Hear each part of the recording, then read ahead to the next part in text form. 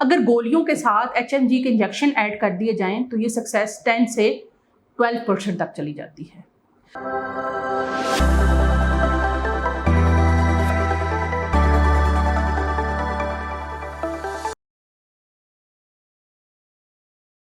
जी, अस्सलाम वालेकुम। मैं हूं डॉक्टर नाइला, कंसल्टेंट गायनेकोलॉजिस्ट और इनफर्टिलिटी स्पेशलिस्ट गायनी सॉल्यूशन के फोरम से।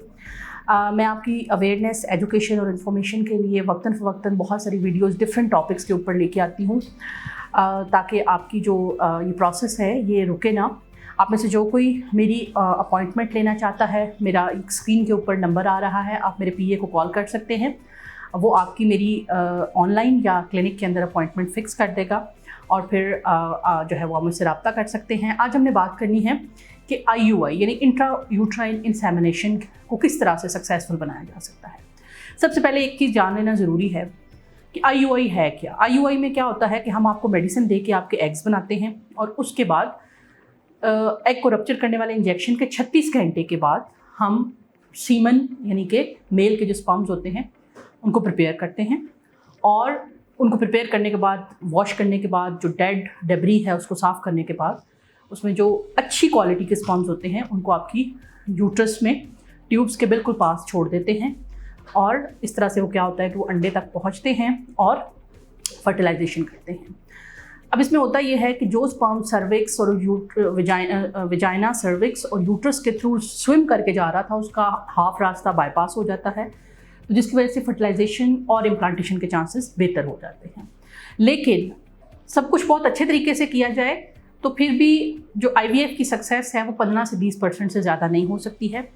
लेकिन 15 से 20% को अचीव करने के लिए क्या टिप्स हैं, क्या सीक्रेट है, वो मैं आज आपकी वीडियो में आपको बताऊँगी। सबसे इम्पॉर्टेंट जो 2 बातें हैं वो ज़रूरी हैं जान लेना, जो हमने अपनी स्टडी के अंदर देखी हैं कि जो कि IVF की सक्सेस के अंदर काउंट करती हैं। वो है एज ऑफ द पेशेंट और नंबर 2 ड्यूरेशन ऑफ इनफर्टिलिटी। अगर आपकी एज 35 ईयर्स से ऊपर है तो आपकी IUI पे सक्सेस होने के चांसेस कम हैं। लेकिन अगर आप एक यंग पेशेंट हैं तो आपकी चूँकि एग क्वालिटी बेहतर होती है तो उसमें आपकी फर्टिलाइजेशन के चांसेस और इम्प्लांटेशन के चांसेस IUI के थ्रू बेहतर है। Number 2 duration of infertility. अगर आपकी इनफर्टिलिटी को 5 साल से ज़्यादा हो गए हैं तो हम आपको मशवरा देते हैं कि आप IUI के बजाय IVF के ऊपर चले जाएं, अगर आप अफोर्ड कर सकते हैं तो। लेकिन अगर आप 35 ईयर्स से कम है आपकी 5 साल से कम है आपकी इनफर्टिलिटी का ड्यूरेशन यानी बेऔलादी का ड्यूरेशन 5 साल से कम है और आपकी ट्यूब्स ओपन हैं, तो फिर हम आपको ये सलाह देते हैं कि आप ज़रूर IUI को पहले ट्राई करें, क्योंकि IVF की निस्बत सस्ता प्रोसेस है और अगर आप कामयाब हो जाते हैं इसमें तो आप फर्दर IVF से बच सकते हैं। पहली बात तो ये इसके सीक्रेट ये है कि यंग पेशेंट और जिनमें फर्टिलिटी का ड्यूरेशन कम है उनके लिए IVF ज़्यादा बेहतर है एज़ कम्पेयर टू IUI ज़्यादा बेहतर है एज़ कम्पेयर टू IVF के। लेकिन जब ड्यूरेशन ज़्यादा हो जाए या एज बड़ी हो जाए तो फिर IVF की सक्सेस कम रह जाती है।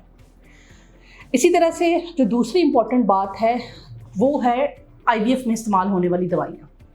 मोस्टली IVF में इस्तेमाल होने वाली दवाइयों में CC, लिट्राजोल और HMG के इंजेक्शन लगाए जाते हैं।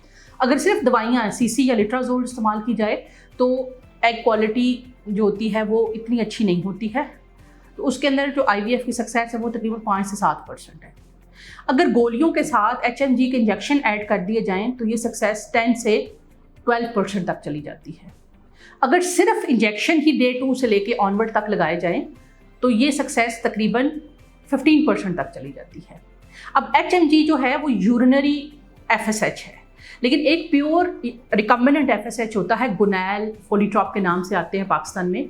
अगर उनका इस्तेमाल किया जाए तो एग क्वालिटी बहुत अच्छी बनती है और देखा ये गया कि फॉलोनेस के साथ 2 के इंजेक्शन थोड़े महंगे होते हैं। गुनैल, फॉलोनेस नहीं, गुनैल के साथ जब हम IUI करते हैं तो उसके अंदर सक्सेस के चांसेस बहुत बेहतर होते हैं। यहाँ तक कि मैंने अपने पेशेंट के अंदर एक स्टडी के अंदर 22 से 25% जो है वो पेशेंट के अंदर प्रेगनेंसी रेट अचीव किया हुआ है। अब उसके बाद आ जाता है नंबर ऑफ एग्स।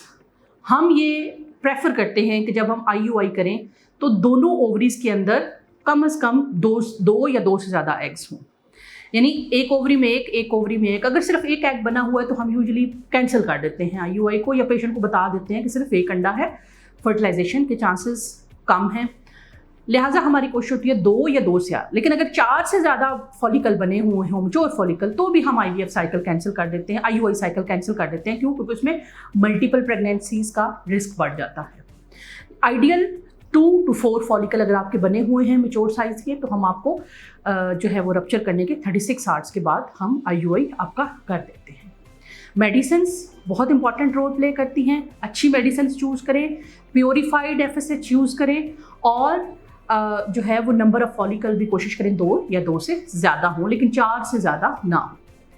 इसी तरह से अहम बात है कि आप जो प्रोसेस करते हैं उसमें IUI 2 तरीक़ों से किया जाता है। या तो IUI कैथेटर्स इस्तेमाल किए जाते हैं। हमारे सेंटर में हम IUI कैथेटर यूज़ नहीं करते, बल्कि IVF कैथेटर यूज़ करते हैं, क्योंकि IVF कैथेटर का जो इनर पार्ट होता है वो बिल्कुल बारीक जितना पतला होता है। वो जब एंडोमेट्रियम में जाता है तो वो उसको डैमेज नहीं करता।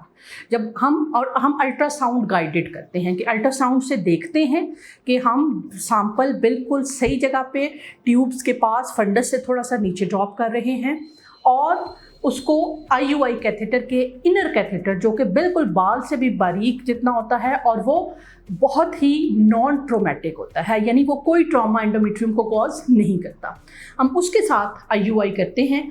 और उससे ये होता है कि आपकी ट्रॉमा के चांसेस कम हो जाते हैं, सैंपल बिल्कुल सही जगह पर ड्रॉप होता है, और फर्टिलाइजेशन और इम्प्लांटेशन के चांसेस बहुत बेहतर हो जाते हैं। इसके अलावा जो आखिरी सीक्रेट है वो ये है कि IUI के बाद चूँकि आपकी सर्विक्स का मुंह ओपन हो गया होता है, तो हम उनको, पेशेंट को इनकरेज करते हैं कि आपस में रिलेशनशिप करते रहें। ये हम सिर्फ उन लोगों को मना करते हैं जो वाया IUI की तरफ जा रहे हैं। कुछ सेंटर के अंदर डुअल इंसेमिनेशन, यानी एक दिन IUI किया फिर अगले दिन दोबारा सैंपल अंदर डालें, ये प्रैक्टिस किया जाता है, लेकिन ये हमने अपनी स्टडीज़ में देखा है कि इसका कोई इतना इफेक्ट नहीं आता है। आप अच्छी दफ़ा अगर IUI कर देते हैं एक ही दफ़ा, अच्छे तरीके से आप इंसेमिनेशन करते हैं, तो उसका रिजल्ट बहुत अच्छे हैं। अच्छा, अब आखिरी एक फैक्टर और है, वो लैब से रिलेटेड है। सैंपल को प्रिपेयर करने के इस वक्त 2 तरीके अवेलेबल हैं, एक स्विम अप मेथड है और एक डेंसिटी ग्रेडियंट मेथड है। स्विम अप मेथड पहले यूज़ होता था, अब आजकल एक नया मेथड है डेंसिटी ग्रेडियंट मेथड। इसके अंदर क्या होता है कि जो सीमन के अंदर जितना भी स्लज, जितने भी डेड सेल्स होते हैं, वो सारे निकाल दिए जाते हैं। कल्चर मीडिया के अंदर डाल के जो स्लो मोटिलिटी वाले स्पर्म्स होते हैं, उनकी मोटिलिटी को भी बेहतर हो जाती है उसमें, और जो सैंपल हमें मिलता है वो अच्छी क्वालिटी का मिलता है, जिसमें कि ज़्यादा चांसेस होते हैं कि ये जो स्पर्म्स हैं ये 24 से ज़्यादा टाइम के लिए अलाइव रहेंगे, 24 आवर्स से ज़्यादा टाइम अलाइव रहेंगे और एग को फर्टिलाइज कर देंगे। इसके अलावा आखिरी जो पॉइंट है वो ये है कि IUI के बाद इस्तेमाल होने वाली दवाइयाँ। IUI के बाद हम कुछ दवाइयाँ मरीज़ को रिकमेंड करते हैं, जो इंटरनल इस्तेमाल वाली भी हो सकती हैं और मुँह से खाने वाली भी हो सकती हैं। इनका मकसद ये है कि एंडोमेट्रियम को इतना थिक कर दिया जाए कि अगर एग फर्टिलाइज होकर एंडोमेट्रियम में आता है तो उसकी इम्प्लांटेशन के चांसेस मैक्सिमम हो जाए। वो इस दवाइयों को बाकायदगी के साथ इस्तेमाल करें और स्ट्रेस फ्री रहें। IUI का एक साइकिल हम रिकमेंड नहीं करते। अगर आप मरीज से कहते हैं अगर आपने एक IUI कराना है तो फिर आप रहने दें, फिर बेहतर है आप IVF की तरफ चले जाएँ। कम से कम 3 साइकिल IUI के कराएं।